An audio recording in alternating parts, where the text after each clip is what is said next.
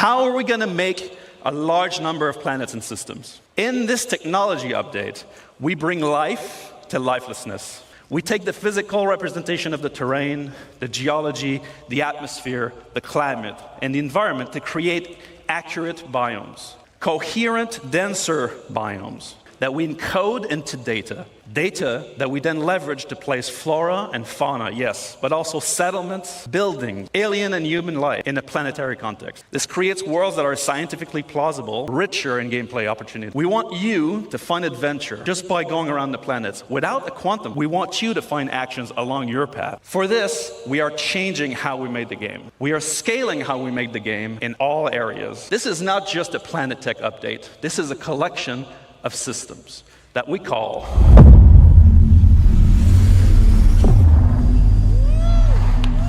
Genesis. This guy over here is Will Hain. And this lovely gentleman is Ali Brown. And we're here to tell you about phase 1 of Genesis, which we're entitling The Laws of Nature. It revolves around the fundamental approach we use to build our planet, data-driven, physically based rules that we aim to realistically emulate nature and its incredible diversity. We have our on-the-fly terrain generation, which is no loading screens in our game, which we're very proud of. And then we have our scattering system that can populate these planets with many different diverse biomes. And we've been setting quality benchmarks for each of these biomes as we come across them. This scene on Microtech, it looks great, but it's not getting the same density that you'd expect from a real pine forest. Well, this is because currently our artists create slices of biomes in great number, and then they distribute them across the planet using humidity and temperature properties. Each slice looks great in isolation, as you've seen, as you've explored.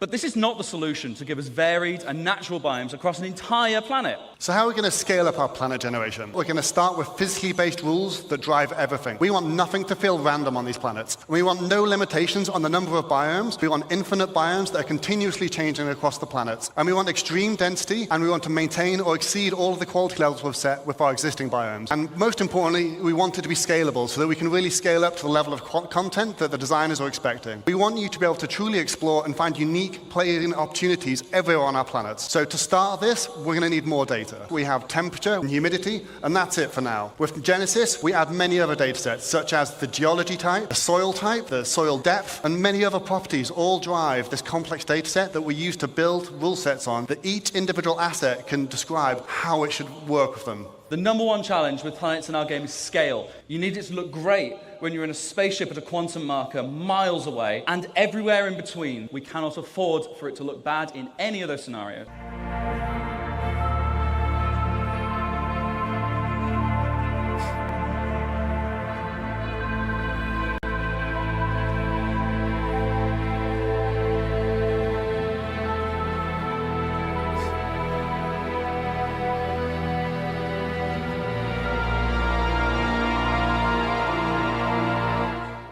The terrain shader is based around 4 layers. We always first consider bedrock. We add layers of soil. We then add debris where appropriate, whether it be pine needle, dead leaves, and then when it gets cold, we add snow. Each of these layers has unique shading properties and unique transitions between them. And that's what we're doing, multiple assets coming together to create a unique microbiome. What about trees then? Same thing. Building blocks, common grass, medium amounts of sunlight. We add ferns, we add salix bushes, and we add pines, of course.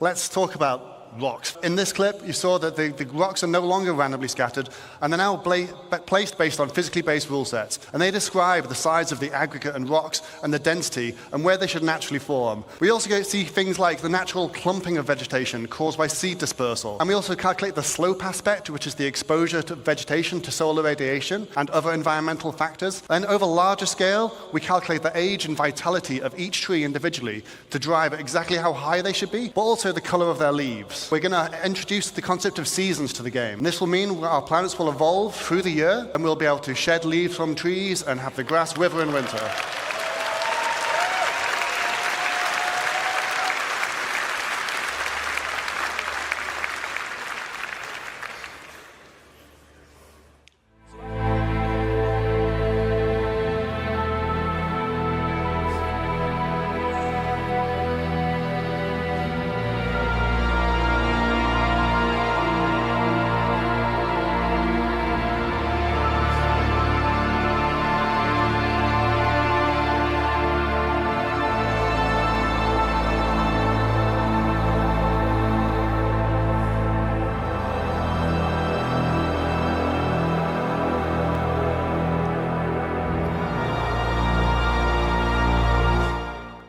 Together, by creating rules and authoring data that works, we create a continuously varying planet that sets the scene for the incredible exploration gameplay I know you guys are going to have. We don't want to melt anyone's CPU, so we've redesigned all of this tech to work much more efficiently than before. Now, the benefit of this is we can do things like, first off, move the terrain system to the GPU, but we then also cache the results in something we call a virtual terrain texture. This is now vastly faster than the previous system, but it also allows us to generate the terrain in much higher resolution, which means all the popping you can see on the mountains as we're approaching, all of that should be completely eliminated on the right-hand side of the screen.